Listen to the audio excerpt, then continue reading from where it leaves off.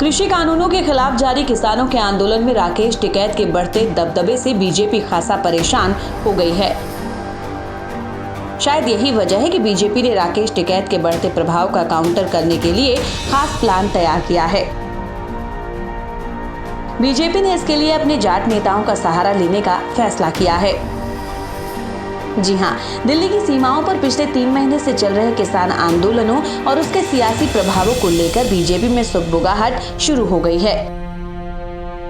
हरियाणा और पश्चिमी उत्तर प्रदेश में जातिगत समीकरणों के बीच आंदोलन के बदलते स्वरूप को देखते हुए बीजेपी ने भी नए सिरे से किलेबंदी शुरू कर दी है।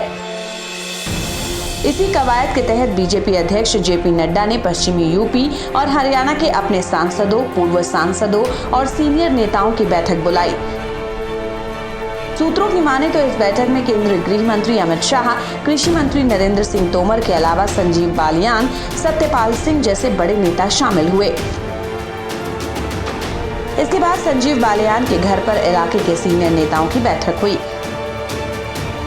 खबर है कि बैठक में 2-3 मुद्दों पर चर्चा के साथ साथ समीक्षा भी हुई और अंत में कुछ फैसले लिए गए। सूत्रों के मुताबिक चर्चा के दौरान किसान आंदोलन से आने वाले दिनों में होने वाले सियासी नफा नुकसान पर मंथन हुआ। सूत्रों की माने तो मंथन के बाद जो कुछ तय किया गया है उसके मुताबिक नेताओं को पंचायत स्तर पर जाकर छोटे छोटे समूहों में किसानों की गलतफहमियों को दूर करने को कहा गया है। अगले कुछ दिनों में पार्टी के किसान नेता, जिनमें जाट भी हैं, उन्हें गांवों और पंचायतों में जाकर बैठक करने को कहा गया है। कृषि कानून से होने वाले फायदों के बारे में बताने को कहा गया है। दरअसल इस कवायद के केंद्र में वो 40 लोकसभा सीटें हैं जिन्हें परंपरागत तौर पर जाट बाहुल्य क्षेत्र माना जाता है।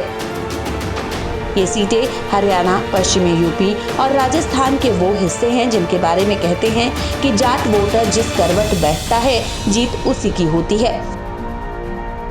साफ है कि किसान आंदोलन के पश्चिमी यूपी और हरियाणा के कुछ इलाकों में बढ़ते प्रभाव के बाद बीजेपी भी सक्रिय हो गई है। लेकिन बीजेपी अपनी कवायद से नाराज किसानों को मनाने में कामयाब होती है या नहीं, ये देखना दिलचस्प होगा। Bureau report.